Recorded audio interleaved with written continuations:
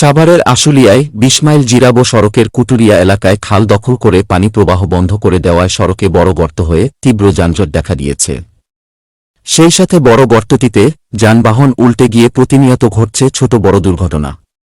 গর্তটিতে জমে থাকা নোংরা পানিতে পড়ে গিয়ে অনেকেই নানা রোগে আক্রান্ত হচ্ছেন। কিন্তু উপজেলা প্রশাসনের খালটি উদ্ধারের কোনো পদক্ষেপ না থাকায় স্থানীয়রা ক্ষোভ প্রকাশ করেছেন। সেই সাথে দ্রুত খালটি দখলমুক্ত করে পানি প্রবাহের ব্যবস্থা করার জন্য উপজেলা প্রশাসনের প্রতি আহ্বান জানিয়েছেন।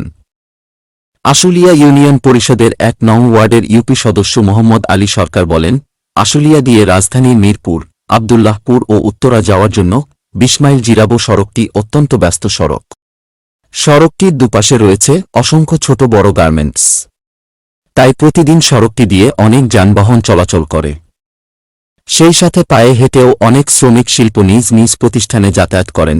কিন্তু গত কয়েক বছর আগে কুটুরিয়া এলাকায় রাস্তার দুপাশে খালটি দখল করে ভরাট করেন কিছু ব্যক্তি, যার ফলে সড়কটির কালভার্ট দিয়ে বিভিন্ন এলাকা থেকে পানি বাহির বন্ধ।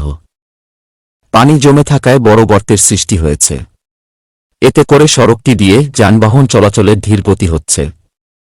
এতে করে সড়কটির দুপাশে তীব্র যানজট সৃষ্টি হচ্ছে প্রতিনিয়ত।